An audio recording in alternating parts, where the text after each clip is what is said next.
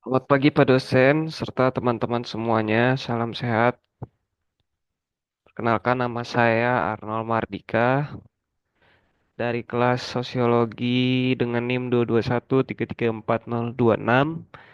Di sini saya sebagai ujian UTS ingin mempresentasikan hasil proyek saya mengenai fenomena kontemporer. Baik, izin share screen. Oke. Pada dunia saat ini, kita tahu semuanya sudah mulai menggunakan teknologi atau media sosial. Di sini sebagai contoh, kita lihat di mana semuanya sudah memiliki smartphone atau laptop atau media-media sosial lainnya yang digunakan untuk saling berhubungan antara satu tempat ke tempat lainnya di semua tempat tanpa ada jarak dan waktu. Kita bisa saling bersosialisasi secara cepat.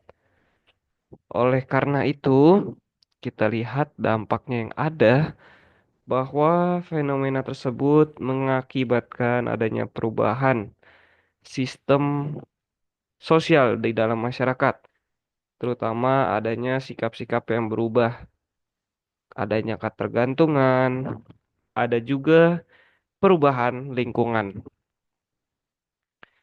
Maka dari itu, di sini saya Arnold sebagai mahasiswa pendidikan akuntansi dalam mata kuliah sosiologi ingin membahas mengenai fenomena sosial kontemporer.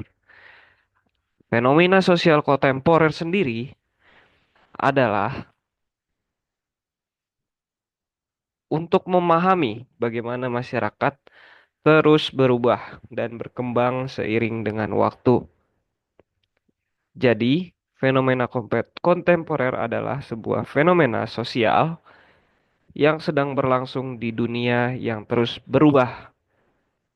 Contohnya globalisasi, urbanisasi, perubahan budaya, perkembangan teknologi, dan dinamika kekuatan ekonomi serta politik. Pada pembahasan kali ini, saya ingin membahas fokus untuk perkembangan teknologi.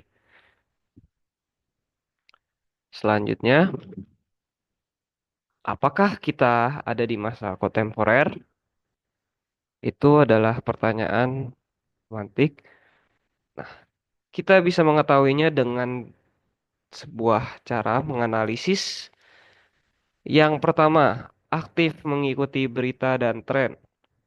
Mengikuti perkembangan berita global, lokal, dan isu-isu sosial yang relevan dengan kehidupan sehari-hari. Yang kedua, caranya adalah kita harus berpikir kritis terhadap perubahan, menyadari dampak perubahan sosial, ekonomi, dan teknologi terhadap kehidupan pribadi dan masyarakat secara umum. Yang ketiga, memahami dinamika sosial di sekitar. Mengamati bagaimana perubahan tersebut mempengaruhi lingkungan kerja, sekolah, dan komunitas. Yang terakhir adalah kita harus bersikap adaptif dan terbuka. Artinya menerima dan menyesuaikan diri dengan perubahan tanpa kehilangan identitas atau nilai-nilai pribadi.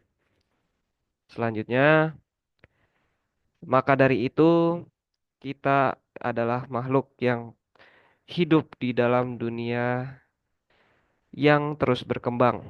Saat ini banyak media sosial yang sudah ada sebagai salah satu sarana untuk bersosialisasi.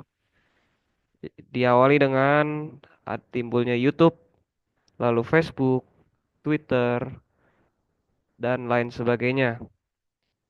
Itu semua sebagai media untuk saling berinteraksi. Sekarang berinteraksi bisa dilakukan dengan jarak jauh. Selain itu juga, media sosial merubah cara hidup masyarakat. Di antaranya gaya hidup untuk menjadikan kita berteman di media sosial, pertemanan dengan orang luar. Selain itu juga media sosial bisa menumbuhkan jati diri kita, siapa diri kita untuk diupload. Atau dengan kata lain kita memperlihatkan jati diri kita. Selanjutnya, sosial media memiliki dampak besar pada kehidupan kita saat ini. Di antaranya bisa menjadi baik atau bisa malah menjadi buruk. Dari orang yang kecil bisa menjadi besar dengan media sosial, ataupun sebaliknya, orang yang sudah besar dapat bisa menjadi kecil di dalam media sosial. Maka dari itu, dampak besar ini kita lihat dari adanya sikap sikap positif yang bisa kita lakukan dengan adanya media sosial dan juga ternyata bisa berdampak negatif. Positifnya dapat mempermudah kehidupan kita sehari-hari. Lalu juga bisa memperluas pertemanan, lalu juga mencari koneksi, bisa membantu pemasaran dan dagang kita. Lalu negatifnya malah membuat kita kecanduan, sulit bergaul di dunia nyata, dan lain sebagainya.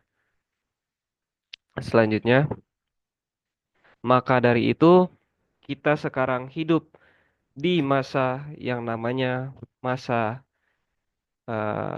media sosial atau media maya. Nah, lalu menjadi fenomena penting bahwa apa sih pengaruh media sosial terhadap perilaku di kalangan remaja? Kita lihat bersama-sama yang saya analisis bahwa media sosial dan sosiologi. Media sosial dapat kita lihat tentunya dengan adanya smartphone dan internet. Tujuannya adalah kepada siapapun yang tertarik untuk berpartisipasi, tidak melihat umur ataupun jenis kelamin ataupun apapun. Lalu media sosial dan sosiologi bisa bersama untuk saling berkomunikasi, di mana media sosial bisa menjadi tempat untuk terbuka, memberikan feedback atau komentar, serta membagi-bagikan informasi dalam waktu yang cepat dan tak terbatas. Selanjutnya, bahwa adanya faktor-faktor pengaruh media sosial pada perilaku sosial, di mana semakin aktif seorang remaja di media sosial, ternyata maka mereka semakin dianggap keren. Lalu selanjutnya tidak mempunyai media sosial malah dianggap kuno atau ketinggalan zaman dan kurang bergaul. Lalu selanjutnya media sosial menghapus batasan-batasan. Artinya tidak ada batasan untuk umur, jenis kelamin dan sebagainya. Selanjutnya media sosial seakan sudah menjadi candu. Media sosial memiliki biaya yang kecil, tidak seperti media-media yang tradisional seperti TV, radio dan sebagainya. Lalu dapat dilakukan sendiri dengan mudah. Hal ini dapat menimbulkan yang kita lihat adalah individualis. Lalu selanjutnya para pengguna media sosial pun dapat dengan bebas berekspresi. Maka dari itu banyak orang menjadi suka upload untuk mendapatkan feedback dari orang lain dalam bentuk komentar ataupun like, subscribe, dan sebagainya. Selanjutnya internet khususnya media sosial sangat mudah untuk memasukkan jati diri atau melakukan kejahatan yang tentunya kita wajib waspadai terutama untuk hoax dan lain sebagainya. Nah, yang terakhir yang saya dapatkan adalah bahwa sosiologi dan medsos itu yang pertama, internet memunculkan pola interaksi dapat dilakukan tanpa harus ada di dalam ruang dan waktu bersamaan. Lalu menurut Anthony, Dengan adanya modernitas hubungan ruang dan waktu terputus, yang kemudian ruang perlahan terpisah dari tempat. Selanjutnya, manusia menciptakan interaksi baru tanpa harus bertemu secara fisik, yang salah satunya dilakukan melalui internet, khususnya media sosial. Maraknya media sosial erat hubungannya dengan bagaimana kita bersosialisasi, berteman, berinteraksi. Komunikasi langsung, baik melalui chat maupun pesan. Jadi komunikasi langsung sekarang berubah dari dulunya bertemu, sekarang bisa melalui chat atau pesan. Maka dari itu saya menyimpulkan bahwa hubungan media sosial dengan ilmu sosiologi sangatlah erat. Dengan kedua media sosial terbukti kita mampu berinteraksi dan berkomunikasi satu sama lain. Bukan hanya itu, kita juga bisa mendapatkan teman baru dan kita juga bisa saling sharing atau berbagi ilmu, juga bisa memecahkan masalah yang sedang dihadapi di masyarakat. Apabila kita menyalahgunakan media sosial tersebut, kita akan membuat masalah, bukan menyelesaikan masalah.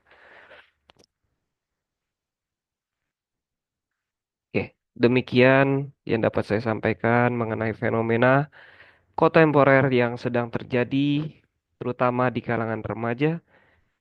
Saya harap ini bisa menjadi pelajaran bagi kita semua, terutama bagi saya sendiri, untuk lebih memahami bagaimana media sosial ternyata berpengaruh dan kita mampu memilah bagaimana untuk bertindak.